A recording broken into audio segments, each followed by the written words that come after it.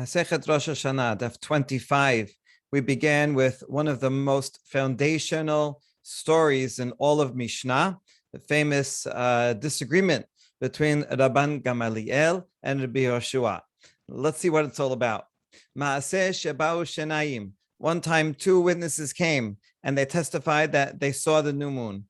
V'amru re'inuhu shacharit b'mizrach ve'arbit b'ma'arav. And what they say is, we saw the old moon in the morning in the east when it rises, and we saw the new moon 12 hours later during sunset. Now, it's true that the new moon can only be seen around sunset time, and the last waning of the old moon is always seen during sunrise. The problem is that we established before that it can never be seen within the same 12-hour period. There has to be at least 24 hours in between. And so it's impossible that the same witnesses have seen both of these events within 12 hours. So Amar Rabbi Yochanan ben Uri, Adeh Shekerhem, Rabbi Yochanan says they must be lying. However, Kishebau Yavneh Kibbelan Rabban Gamliel. When the witnesses came to Yavneh, Rabban Gamliel accepted them. And this is very strange because it seems clear that they are not telling the truth. So how could Rabban Gamliel accept them? Well, a couple of explanations we can say now, although the Gemara will discuss it more. One is that perhaps he accepted the second half of their testimony and ignored the first half, right? If someone comes in and says something true, and they also say something ridiculous, we can separate the testimony, just ignore the problem. In the morning, I don't know what they saw, a UFO or some clouds. So forget that. It shouldn't invalidate the fact that they did see the new moon in the afternoon. So maybe that's why he accepted them. Alternatively, or in addition, Rabban Gamaliel could have had a certain calculation that he knew that day was actually the supposed to be the new moon, and so he accepted them even though they were questionable witnesses. Or he wanted Rosh Chodesh to be on a certain day, on the first day that it could be, rather than the next one, because of Yom Kippur falling out next to Shabbat or some other consideration like that. And so, as we saw before, sometimes you can play around, manipulate the witnesses, and they would do that even on purpose. So here, Eliezer had witnesses, and so he accepted them for that reason, even though it was against the normal procedure. Okay, that's story number one. And now the next story, which was even more controversial, ve'od, ba'u shenayim ve'ameru, re'inuhu bizmano, ubelel iburo lo nir'a, v'kibelan Rabban Gamliel. Two witnesses came, and they said, we saw it bizmano, that means they saw the moon on the 30th day of the previous month, which would make that 30th day Rosh Chodesh. The previous month would be Chaser. So they saw it on that day. However, we say, the witnesses stop and there. And then everyone else testifies or notices that Ubelel Ibura lo nir'a, on the next night, the night that would have been the 31st of the previous month, there was no moon around. And Rabban Gamliel nevertheless accepted them. Now, this is impossible, because once a new moon is seen, it only gets bigger and bigger every day until it becomes a full moon. So you can't have a possibility that it's seen and then the next day, where you'd expect it to be seen, it would not be there. And we're assuming that it wasn't cloudy or anything, that it should have been where they said it was. So these witnesses are really doubtful. Nevertheless, Rabban Gamliel accepted them. Why did he accept them? I would assume for the same reason as above, that he had his calculations or reasons why he needed that month to be started on that day for his own reasons, to set the calendar, to make it convenient for Yom Kippur and Shabbat and other things like that. Amar Rabbi Dosa ben Harkinas, Adeh Sheker hen hachmi edim alisha she'ada ulmarchar kereseha ben shinneha. Rabbi Dosa ben Harkinas, he was somewhat of a contrarian person, kind of like Bet Shammai, but now for his generation. And so he had a lot of opinions that were different from everybody else. And here you see that he's following a realist position, a scientific position. That is, we're setting the new moon. It has to match exactly what's up in the sky. And so he says, logically, these are false witnesses. How could you testify? He gives an analogy to a woman who gives birth, And then the next day, is she still fully pregnant? Right? The phrase uses for that is her belly between her teeth. You could understand that in two ways: either that she's carrying high, like her belly is still up here next to her teeth, or the teeth here may be a euphemism for her private parts that she's still carrying up there. The baby did not come out. And so the point is that just like a woman you can't go backwards. Once you give birth, that's it. The pregnancy doesn't go backwards. So too, once the new moon appears, that's kind of a birth of the new moon, then that's it. It can't go back to being no moon. It's fitting to use this analogy because we use the analogy in general. We say a full month is chodesh me'ubad. It's a pregnant month. So it really does make sense. That analogy. Okay, so he's telling Dasa is saying something very reasonable and a serious challenge to the Rabban Gamliel. Amalo Rabbi Yoshua ro'eh aniyat debarecha. Rabbi Yoshua tells Rabbi Dasa, I think you're correct, right? It makes sense. I agree with you. Now, Rabbi Yoshua is usually on Rabban Gamliel's side, right? He's more on that side. But in this case, he's kind of like switching parties, switching over to the other affiliation, saying, I don't know, this seems to make sense. So, Shalach lo Rabban Gamliel, Gozrani alecha shetavo asli b'makelcha b'ma'otecha, v'yom ha'kippurim shachal liyot b'cheshboncha. Rabban Gamliel makes a very serious decree against Rabbi Yoshua. He says, I declare that you must come to me with your walking stick and your money on the day that is Yom Kippur according to your calculation. So according to the Rabbi Yoshua and the Rabbi Dosa's calculation, it should be one day later. Rabban Gamliel accepted Rosh Chodesh Tishrei to be a certain day, the 30th day of Elul, what would have been Elul, whereas they say, no, it's not today, it has to be the next day, because they don't accept those witnesses. So therefore, it would be the very next day. So the Rabban Gamliel, he's observing Yom Kippur a certain day. And he says, well, you should also, Rabbi Yoshua, and whatever you do the next day, instead of don't be machmir and do both days. You have to violate your Yom Kippur, which is a very serious thing. If Rabbi Yoshua is really convinced that that is the correct day. And Rabban Gamliel makes this decree not against Rabbi Dosa, but rather against Rabbi Yoshua, because Rabbi Dosa, he's the head of the opposition party. So everybody knows the opposition. He's not good. He's a minority. However, Rabbi Yoshua is part of his party. It's like it's like the vice president going against his own president. That would be a much more serious challenge to the authority of the president than if the head of the opposition party goes against him. That you expect to happen. So this was a real threat. If Rabbi Yoshua would, even on his own, follow his own calendar, then a lot of people will start following him, and this could lead to a real split in the Jewish community, people having different calendars, and that's a very serious threat. So that seems to be why Rabban Gamliel took this so seriously. If it's another matter and you think it's mukseh, I don't think it's mukseh. Okay, so what? So I'll move it. You won't move it. It doesn't threaten the community the way a calendar issue does. So Halachu Mesor Rabbi Akiva Mesa. Rabbi Akiva went to visit Rabbi Yoshua and saw that he was very distressed. I guess he assumed that he would be distressed. It makes sense. On the one hand, he's stuck between what he knows is the absolute truth, and on the other hand, the authority of Rabban Gamliel, who will excommunicate him if he doesn't listen. Amar lo yesh li lilmod shekol ma she'asa Rabban Gamliel asur. Rabbi Akiva says, I have a teaching, I have a dirasha to tell you that will prove that whatever the Rabban Gamliel does is done, meaning it is valid. Shneimar, ele moadei Adonai mikra'ei kodesh asher tikreu otam ben bizmanan ben shelo bizmanan en li moadot ela elu. We saw this pasuk before it in the Vayikra, but notice that Rabbi Akiva quotes it without the last word. So he says, these are the holidays of Hashem, the ones that you will call holy, that you will call them.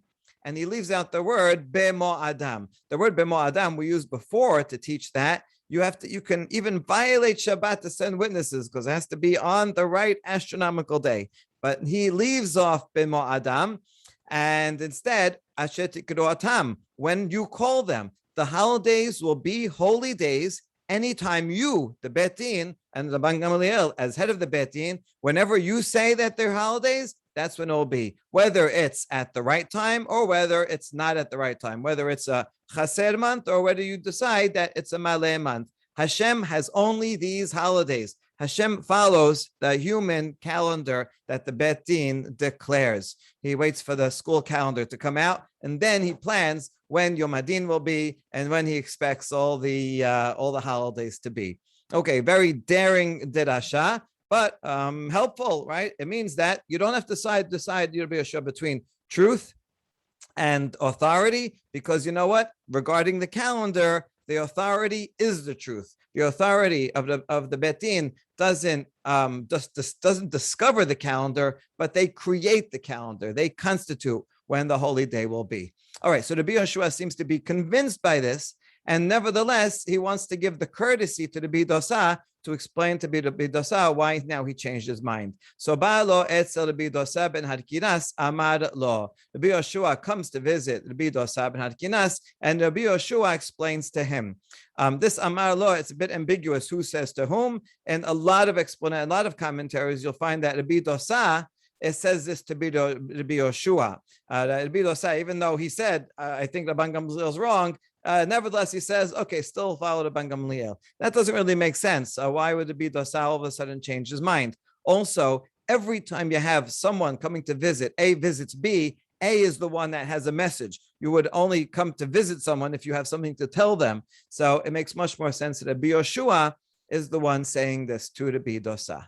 So here he says, Im ba'in anu ladun achar bet dino shel Rabban Gamaliel slichin anu ladun achar kol bet din ubet din she'amad mimot Moshe ve'ad achshav. So he gives a different explanation from what Rabbi Yehoshua said, another justification to follow Rabban Gamaliel. And he says here, if we're going to question the bet din of Rabban Gamaliel, then you know what? We may open up a Pandora's box, and we may have to question every single Bet Din that ever existed from the time of Moshe until now. You think every Bet Din throughout history is perfect, right? This is built into the system that there are some times and places and judges that are more qualified and some that are less qualified, and all kinds of mistakes can happen over a long history. He derives this fact from a pasuk that says that Moshe, Hadon, Nadav, and Avihu, and 70 elders, right? They all went up the mountain. 70 elders. Now these seem to be very important people, right? They're the 70 chosen elders to teach the whole nation. So why not mention their names? It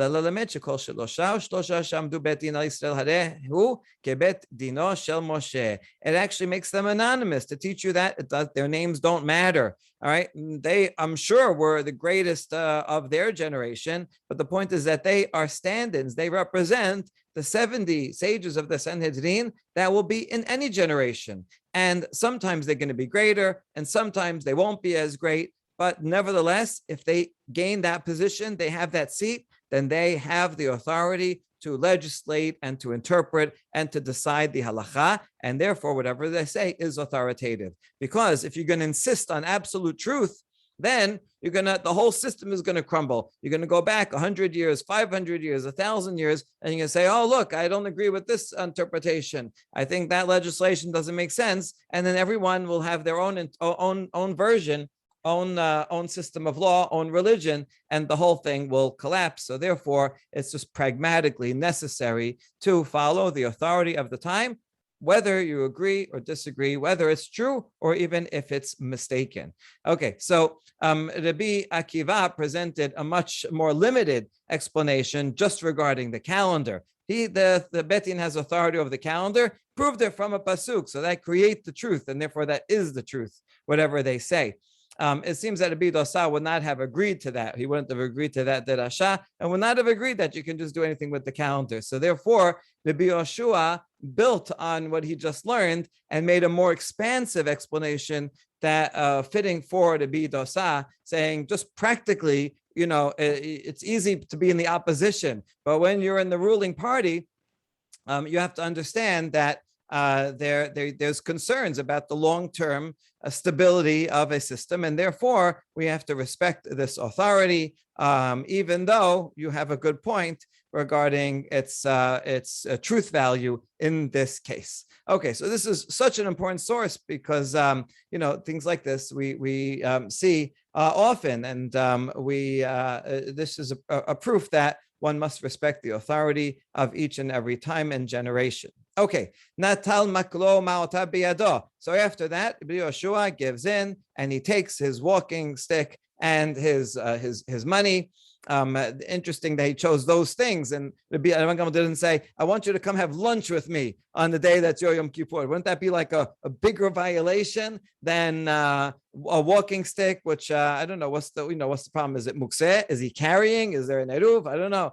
But it seems that he chose these things because they're public, right? It's a public act. Everybody's going to see him walking in his usual daytime clothing, not wearing Yom Kippur, but this is the way someone like him would walk around all week long. So he's really desecrating in a public way Yom Kippur rather than having just a private meal.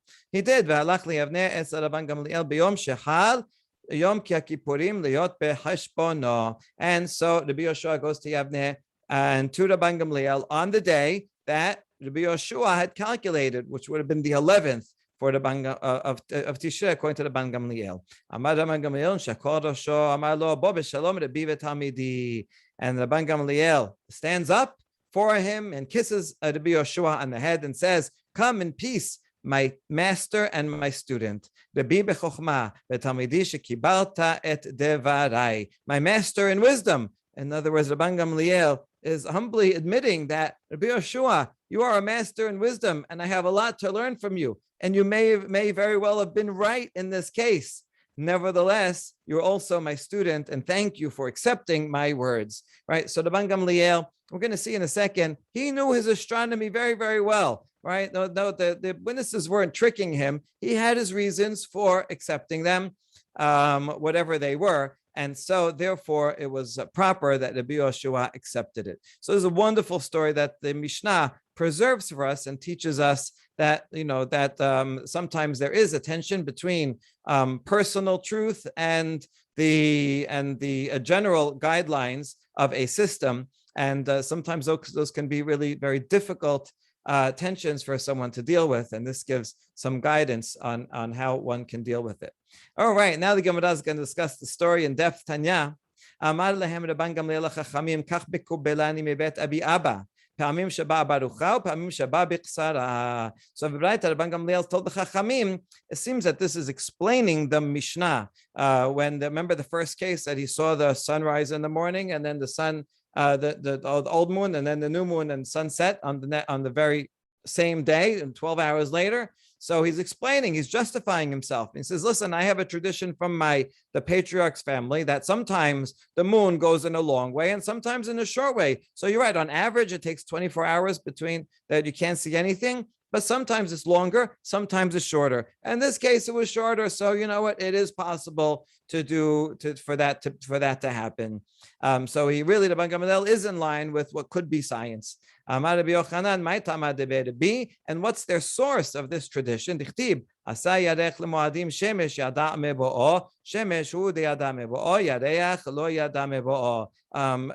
is a creative derasha. The pasuk says, Hashem made Yareach, a moon, to know the holidays when they will be, and the sun knows its way. So when it's setting, so the sun knows its way. The moon does not know its way. The point being that the sun follows a regular path; it's very predictable. But the moon, right, a solar year, we know exactly what that is. But a moon, sometimes the lunar cycle of a month is a little bit longer, and sometimes it is a little bit shorter, which is true. It is sometimes longer and shorter, depending on many different factors. And so that's his point. Yeah, it could be shorter. Now, the truth is, although it's true that sometimes it's longer and shorter, it's never visible within the 12-hour period, the old moon and the new moon. So that actually is totally impossible. And for that reason, some interpret this baraita to be disconnected from the Mishnah that comes right before it. This is a separate thing that he said. Listen, sometimes it's a little bit longer. You can't make a simple calculation that's always going to be 29.5 days. It depends by month to month. And so this could be independent. All right, even if originally Rabban Gamaliel said it independently, the fact that the Talmud puts it here, Yerushalmi does the same, does seem to indicate that the Talmud is trying to justify Rabban Gamaliel by explaining that what he did, maybe he actually has more advanced science than the others, and it really could be a realistic explanation for why he accepted the witnesses. Now, Rabbi Chaya Hazia Lesi Hada. Okay, now another story. Rabbi Chaya saw that saw the moon in the sky on the morning of the 29th. Shekal kala petak be amar leuta ba'enan lekadushe bach bat kayam tacha, and he was upset at seeing the moon. Why? Because he knew that if you see the moon in the old moon in the morning of the 29th, then it's going to be 24 hours before you could see the new moon, and so that would mean that month, let's assume it was Elul, would have been had to be Maleh, because there's no way they're going to see the new moon at that night. And so they're not going to see it that night. They're only going to see it the next night. And so he was upset because for the reasons of calculation, he needed the Rosh Hashana to be, Rosh Chodesh to be that day, the first day. And so he took a clump of earth and threw it at the moon and said, we have to make Rosh Chodesh today. Why are you here? Go away, moon. He's upset. Okay, so go cover yourself, the old moon, so that the new moon can come faster. Amar le Rabbi Chaya, that's Biuda Nasi. He's the Nasi. He tells Rabbi Chaya, listen, I have some advice. Zir le'ayin tav. He says, don't worry about the fact that you just saw the old moon and it's impossible. You know what? Leave here, go to another place called Ayin Tav. And from there, okay, why Ayin Tav? There's a few explanations, but one is that from there, you can't see the old moon. So when you go there, the people around there will not have been able to see the old moon. And then go there and say, today is Rosh Chodesh.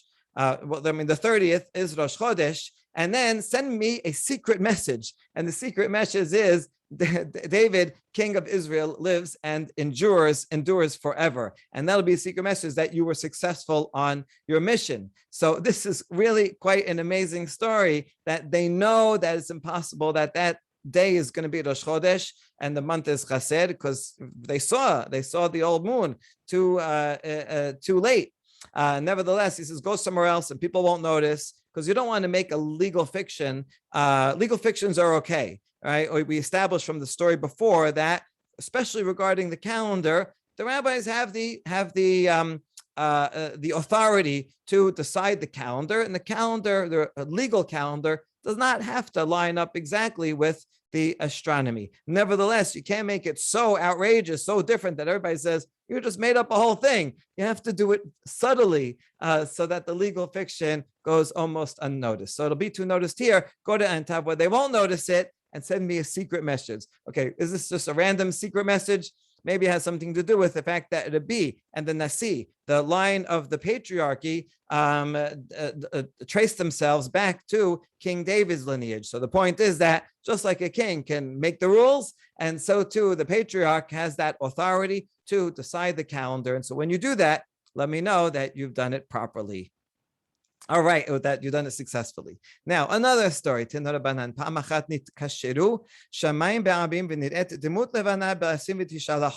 time, the clouds were in such a formation that the clouds looked like they were the moon. And that was on the 29th of the month. That would mean that if that was Rosh Chodesh on the 29th, then the previous month would have been 28 days. Now, that is impossible. You never have a 28-day month. Nevertheless, because the witnesses were convincing, they said, we saw it. And that's what they saw. That's what they thought they saw. So at that time, the people said they saw the moon, and the Bet Din was about to accept that testimony and make the previous month 28 days, and then Rosh Chodesh a day before the earliest possible astronomical day. And חידושה של לבנה פחותה מ29 יום ומכסה ושני שלישי השעה b'shib'im u'shlosha halakim. So Rabban Gamliel stopped them this time, and he did not. Everyone else wanted to accept the witnesses. Now the roles are reversed. Rabban Gamliel says they are lying because I have a tradition that a month cannot be less than 29 and a half days, 29 days, 12 hours, 44 minutes, and 3 1/3 seconds. That's what it comes out to. He actually says the way that they split up an hour was with 73 parts of 1,080. Okay, that's the fraction that they used. How many parts in 1,080 is called halakim, and so that would come out to 12 hours, 44 minutes, and 3 1/3 seconds, which is almost exactly right regarding a synodic month. It might be off by a third or a little bit more of a second, but that's quite accurate. Actually, this is the average, not the least. But his point is that even as an average, it's never much less than that, certainly never less than 29 days. And according to their calculation of making Rosh Chodesh on that 29th day, the previous month would have been way too short. So it's impossible. And he says, forget it, stop the presses. It is not Rosh Chodesh, go away. So here's a flip case where Rabban Gamliel rejected the witnesses because of scientific knowledge, and said these witnesses must be lying or mistaken. Okay, I think the story may be here to bolster what we said before, where the Talmud argues that Rabban Gamliel knew what he was doing, and he was actually better at astronomy than anybody else. Happens to be that someone's mother died on that day, this mother of this guy named Ben Zaza. Rabban Gamliel hesped gadol, and Rabban Gamliel went and made a big eulogy for her. Right? He said a huge hesped. She wasn't worthy of it. She was a nice lady, but nothing. She wasn't really so special. But you know why he made such a big eulogy? Because you don't make a eulogy on Rosh Chodesh. And because the people and even the Betin, they thought it was Rosh Chodesh. And so even though Rabban Gamliel stopped them, because he's Nasi, he has the power to stop them.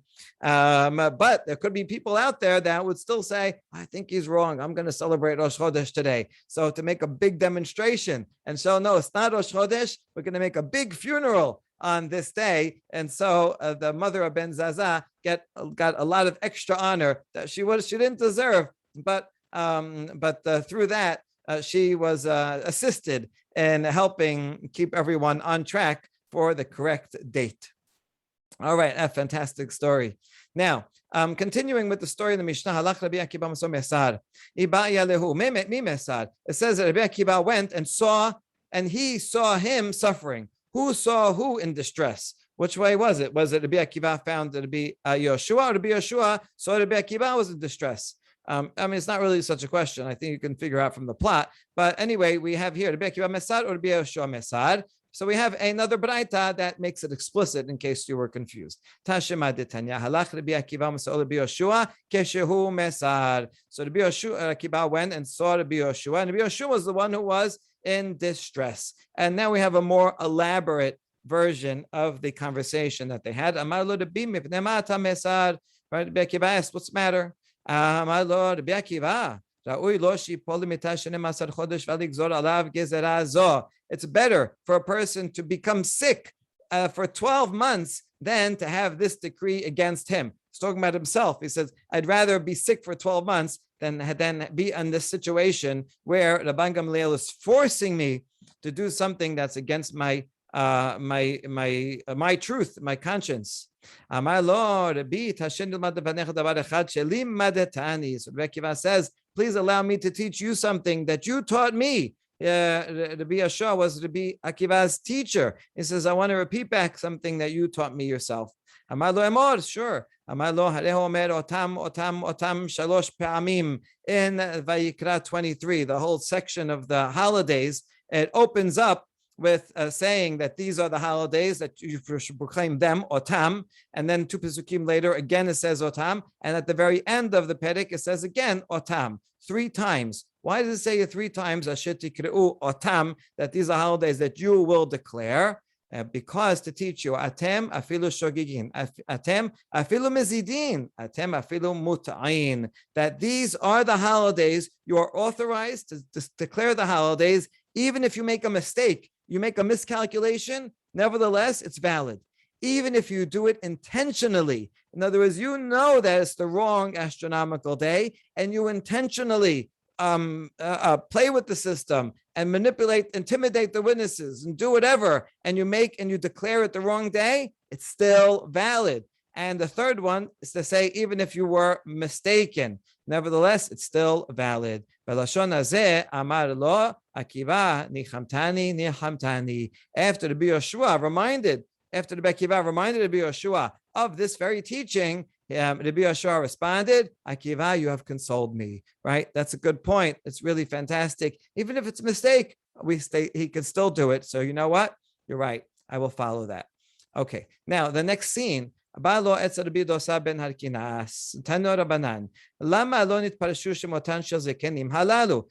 is another braita that also expands on the teaching of the Mishnah regarding the anonymous sages. So why weren't those 70 elders? How come their names were not given? Because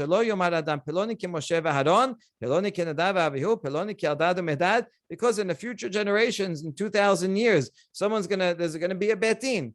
And someone's going to get up and say, oh, why should I listen to Betin? Is this judge like Moshe, like Aharon, like Nadav and Abihu, like Eldad and Medad? These are not great judges. I don't have to listen to them. Ve'omer, ve'yom Shemuel la'am, Adonai asher asa et Moshe ve'et Aharon.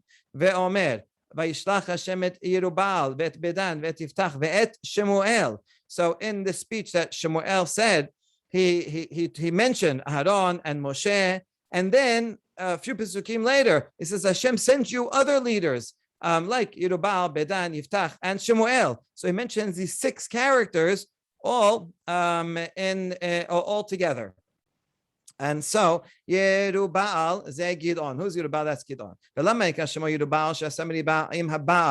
But his name was changed to Yerubal because he fought against Baal. Bedan ze Shimshon. Bedan is another known shofet. We know him as Shimshon. Velama nikra shemo Bedan de'ate midan. He's called Bedan because he was from the tribe of Dan. Yiftach kemashmo. Yiftach, we know who he was. Okay, but these the last 3 were not such great people, not on the level of Moshe and Aharon. But nevertheless, says Ve'omer Moshe v'Aaron bechohanav u'Shmuel bekor'eh shemo. In Tehillim, singles out Moshe, Aaron, and Shemuel as the greatest to call out in his name.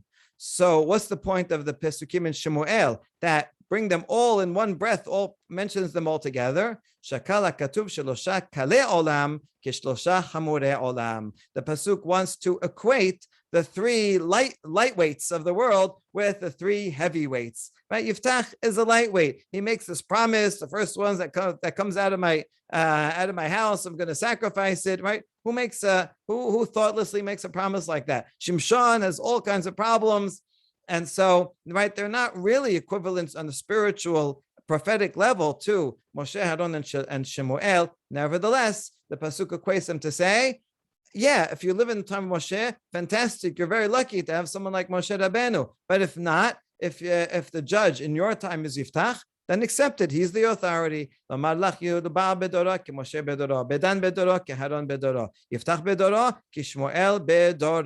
Right? And go find who is the sage in your generation. He, as a heavyweight or lightweight as he is, that person will be the authority and have the same stature as Moshe and Aaron. When someone is appointed to be the leader of a community, even if he was a very lightweight, he becomes the greatest of the greatest. He has the authority. Okay, the importance of having an authoritative system. Obviously, if they're not abusing it, if they do abuse it, then we know what happens. We know what happens to the Rabban Gamliel when he abuses his power and uses it to insult the rabbis. And he gets deposed. Okay, but within within reason. Ve'omer ubata el hakohanim halvim evel hashofet asher bayamim mahem v'chi taleh dadcha she'adam holech etz hadayan shelo haya beyamav. Another proof that the authority of your time is the one who's authorized. That when the pasuk says, if you don't know a law, in your local betin. And so then, so they asked them and says, "Oh, we don't know." So then they would all go up to the Sanhedrin, to the Betin Hagadol in Jerusalem, and you come there, and you come to the Kohanim and Leviim, because they used to have Kohanim and Leviim were part of the judges, or to the judge. That will be in that day. Now, what these are extra words. Why do you have to say you come to the judge who will be there in your generation? Well, of course, I can only go to my I don't have a time machine that I can go to a different generation, right? So would it possibly arise on your mind that I can go to someone who is not in my days? Rather that of course I have to go to the one in my days. So rather means go to one in your days and accept them, and don't say, "Oh, the former days, they were better than now, the good old days when things were good." Doesn't matter, maybe they were better, maybe not. Accept the rulings of the leaders of each generation as if they are from Moshe. Okay, beautiful, very important. And the end of the story is he does take it, and he goes his staff and his money, and he goes to the Rabban Gamliel. Tanor Banan kevan shera oto amad mikisao nishako al rosho amar lo shalom alecha lebi v'talmidi. Right, as soon as Rabban Gamliel saw the Yoshua, Rabban Gamliel stood up for him, which is itself a sign of honor, and kissed him on his head, and said, "My master and my student, my master, that you taught me Torah in public. This is a little bit more expanded than the version of Mishnah.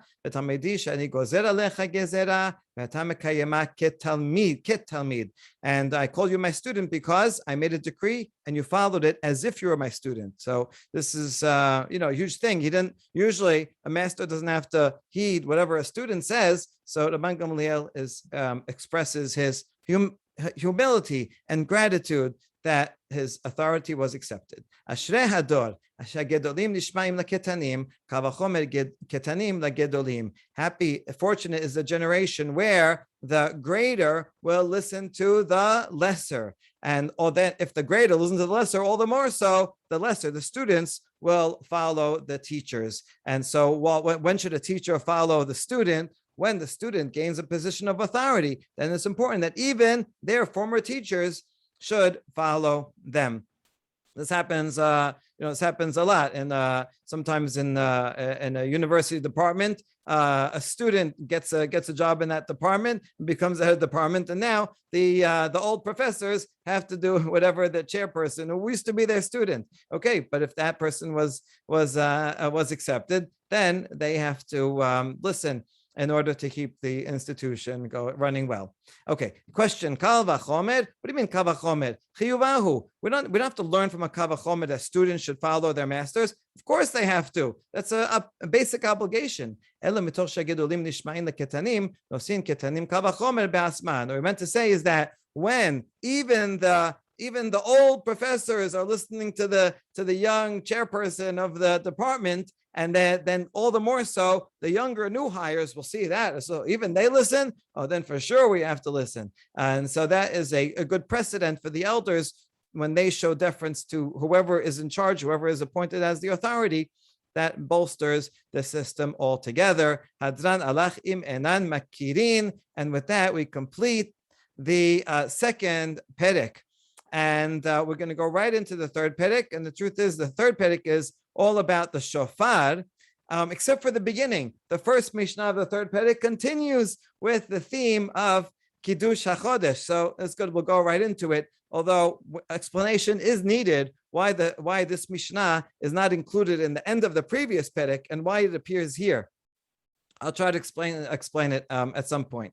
Okay. Ra'uhu betin v'chol Yisrael. Nechkeru adim v'lo yispiku lomar mekudash ad shechashecha hadeh me'obar. So let's say you have a case where the betin themselves, they were looking around out the courtyard and they saw the new moon. So do they have to wait for witnesses to come if the judges themselves saw it? Or a case, the vav can mean all of Israel. It doesn't mean literally every single person in Israel, but let's say most people. The new moon was really clear and most people saw it themselves. So it's kind of obvious. What if a case like that?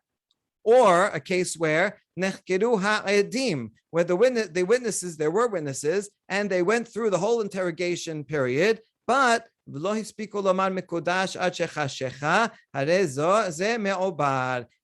but they took time for them to be processed. Sometimes the witnesses, they might see the new moon just a few minutes before sunset, and they run there, and they try to do it. But even if they're good witnesses, it takes time.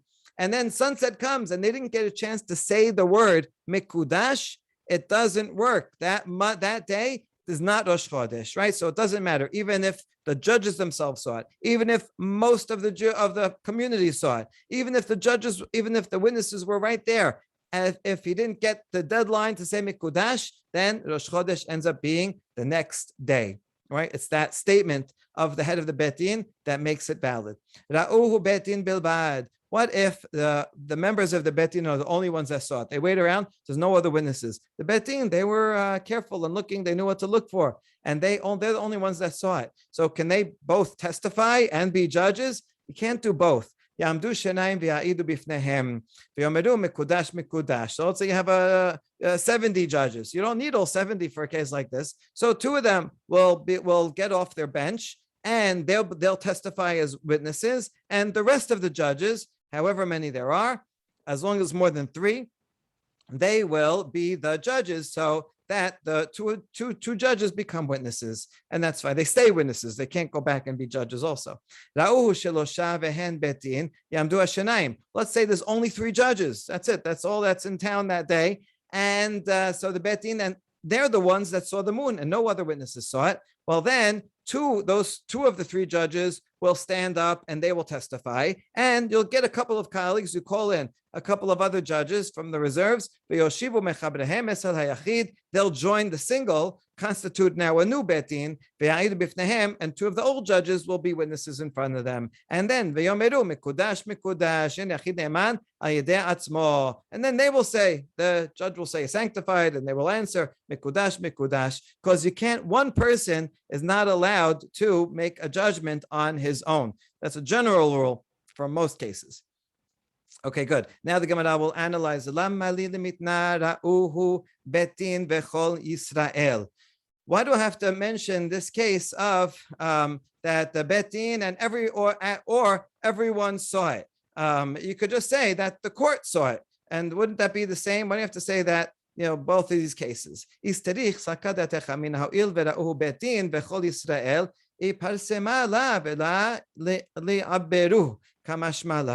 I might have thought, since the court and the people saw it, so that means it was publicized already. So therefore, they don't have to go through the process, and that's why it has to mention that case, and not only the next case of the witnesses who began to be processed. That's an important case. That's an important lesson in of itself.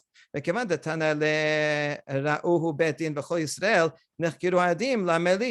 fine. So now I know why I need that first case of either the judges or most of Israel saying it. But once I know that they can't do it themselves just by seeing it, they have to go through the process. Why do I need the second case that some witnesses saw it, but they didn't finish the process? What does that teach me?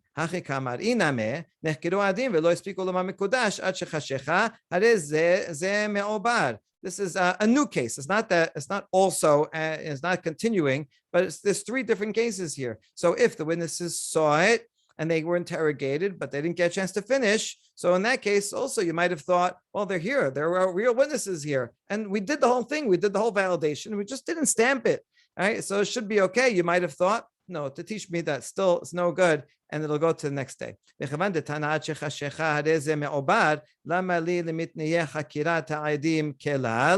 but since the Mishnah already taught me that if it becomes dark, then that's it. It goes to the next day. Why do you have to tell me that the witnesses were interrogated? What's the difference if they were interrogated or they weren't interrogated? Maybe they just showed up. The point is that if you don't say mikudash, it's no good. So what is that detail teaching us?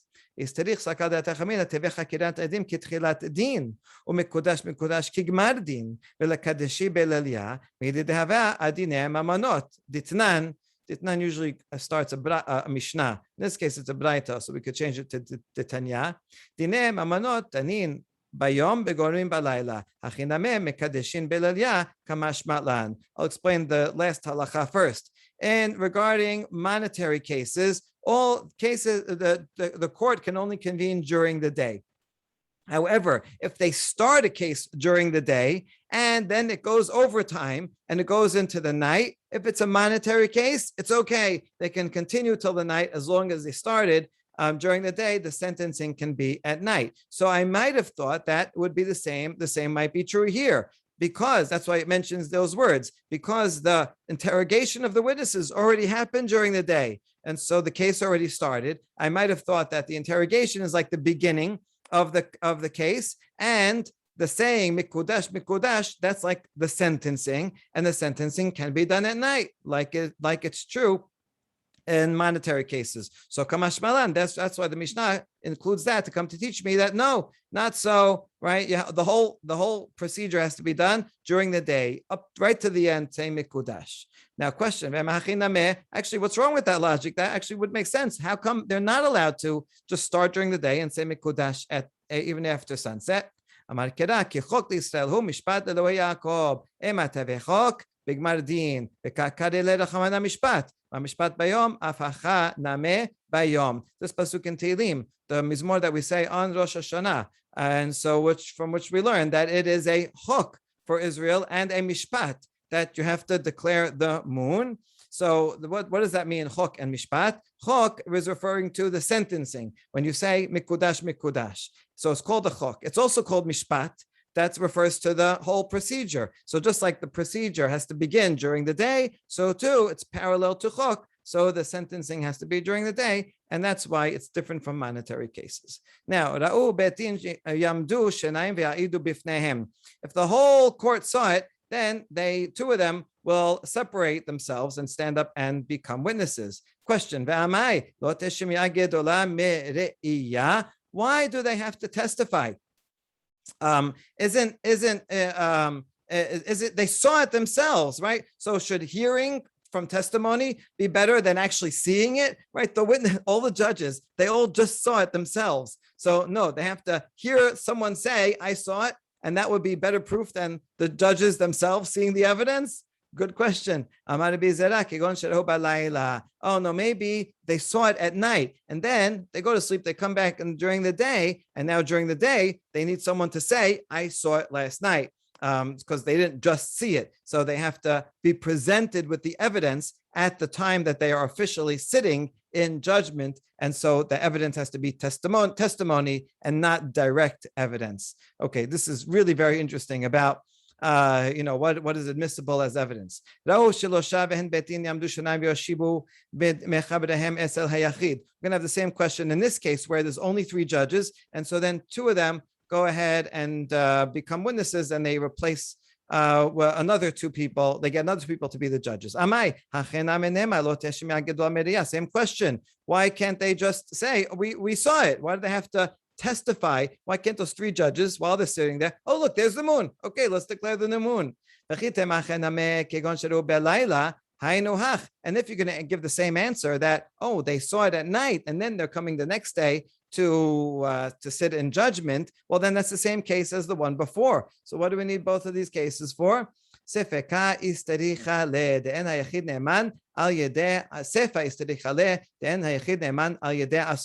the end of that case, which says that when you have three people, you can't just have two become witnesses and say it in front of one judge. One judge is not permitted. That's why it brought that case. It's not teaching anything new about seeing versus hearing.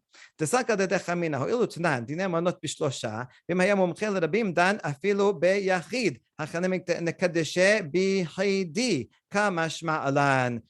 I think this one actually is the one that is a braita, not in the Mishnah.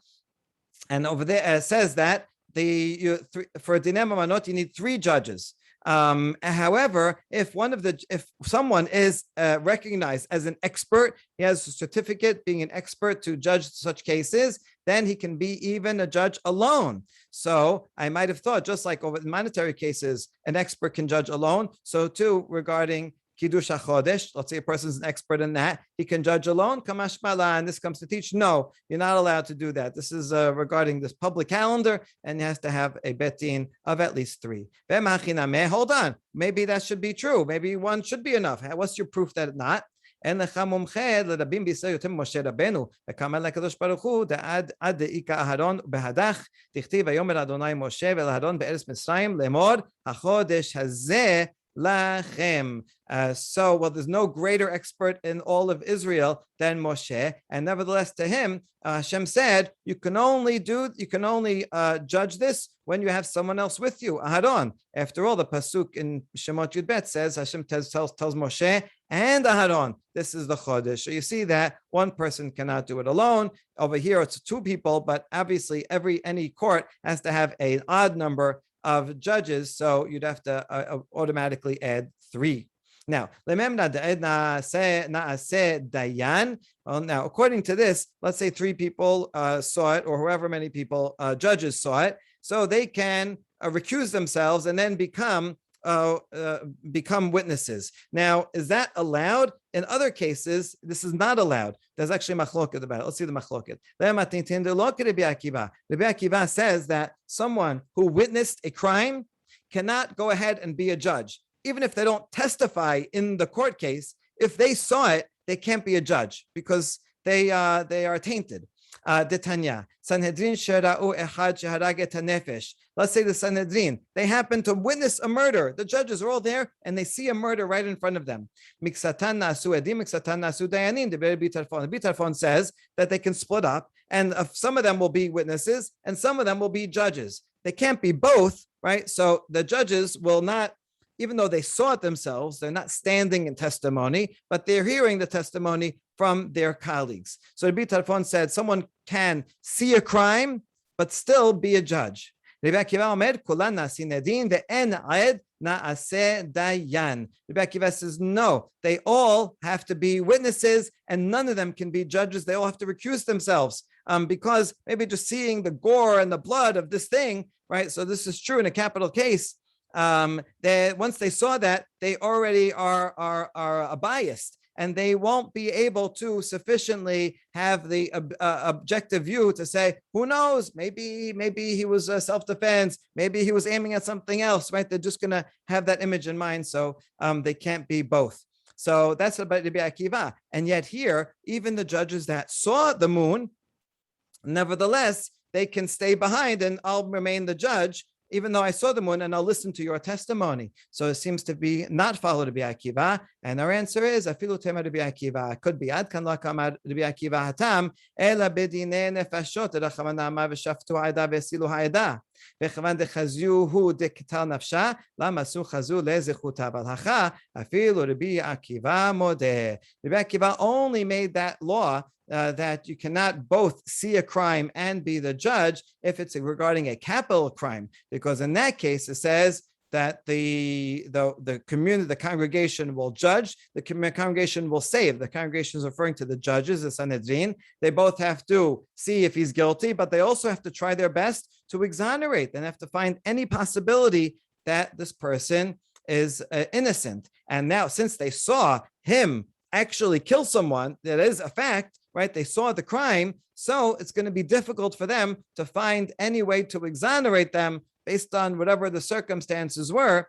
So that's why Rabbi Akiva says the rule. But regarding Kiddush HaChodesh, that's a much simpler case. There's no crime involved. They're not going to be tainted. They saw the moon, and that's fine. They can't turn around. They can't be a witness and then turn around back. They can't listen to themselves be witnesses. So they can't be both at the same time. But they can get up and not say, I'm not going to be a judge. I'll be a witness for this case. But other judges, even though they saw the moon, they can remain as judges and listen to their colleagues testify. Okay, it's really fantastic, jam-packed daf, and really important stories and so many lessons. Baruch Adonai Le'olam, amen ve'amen.